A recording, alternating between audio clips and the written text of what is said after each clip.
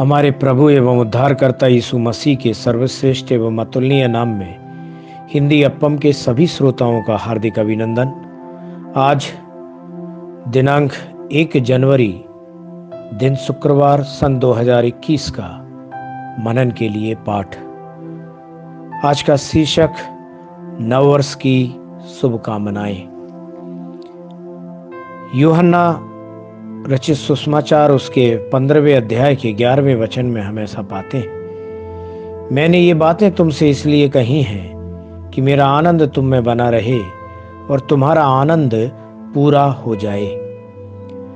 परमेश्वर इस नए साल में आपसे 2 प्रतिज्ञाएं करते हैं। अजीजो, सबसे पहले वह आपको अपनी खुशी देते हैं, दूसरा वह आपके आनंद को पूरा करने की प्रतिज्ञा करते हैं। यदि परमेश्वर का आनंद और आपका आनंद एक साथ बढ़ता है, दृढ़ रहता है और पूर्ण बना रहता है, तो यह कितना धन्य होगा। यीशु मसीह कह रहे हैं, मेरा आनंद।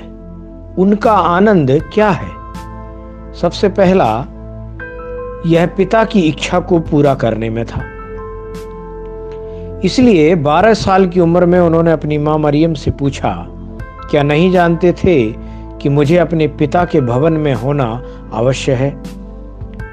लूका 2 अध्याय के 49वें वचन के अनुसार ऐसा हम पाते हैं। हे पिता कहकर लगातार बुलाना उनकी श्वास में था। पिता की इच्छा पूरी करना उनका भोजन था। हे पिता, मैं अपनी आत्मा तेरे हाथों में सौंपता हूं। यही प्रभु यीशु के 7वें और अंतिम शब्द थे। परमेश्वर के प्रिय बच्चों, आप भी मसीह के आनंद में स्थिर बने रहेंगे जब आप भी सब कुछ पिता की इच्छा के अनुसार करेंगे। दूसरा, पिता की महिमा करना हमेशा मसीह का आनंद था। यीशु मसीह ने कहा, जो कार्य तूने मुझे करने को दिया था उसे पूरा करके मैंने पृथ्वी पर तेरी महिमा की है। यूहन्ना 17वें अध्याय के 4 वचन के अनुसार हम ऐसा पाते हैं। हमेशा परमेश्वर की महिमा करना, आदर करना और उसकी स्तुति करना आपके जीवन में बहुत खुशी लाएगा। यदि आप हर एक परिस्थिति में परमेश्वर की स्तुति करते हैं और उसके नाम को ऊंचा उठाते हैं तो आपका आनंद बहुत बढ़ जाएगा। तीसरा, मसीह का आनंद क्या था? उसने पिता के सभी प्रकाशनों पर खुशी जताई।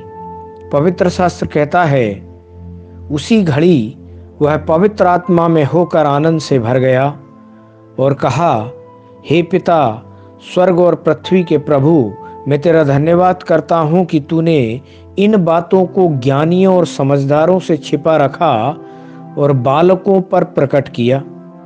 हाँ हे पिता, क्योंकि तुझे यही अच्छा लगा।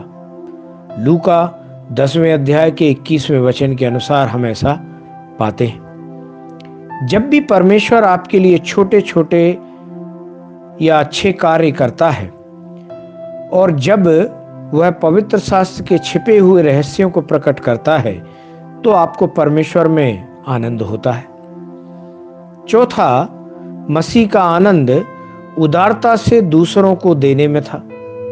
उन्होंने बीमारियों को चंगाई दी, जो बंधन में है उन्हें छुटकारा दिया और आंसू बहाने वालों को सांत्वना दी। परमेश्वर के प्यारे बच्चों, अगर आप उदारता से देकर दूसरों की मदद करते हैं तो आपको कई गुना वापस मिलेगा और आप आनंद से भी भर जाएंगे। ध्यान करने के लिए आज जो वचन लिया है लूका उसके 10वें अध्याय के 20वें वचन से, जहां इस तरह लिखा है, परंतु इससे आनंदित हो कि तुम्हारे नाम स्वर्ग पर लिखे हैं। परमेश्वर करे इन वचनों के सुनने पर, पढ़ने पर, मनन करने पर और इनके अनुसार चलने पर परमेश्वर आपको बहुतायत से आशीषित करे।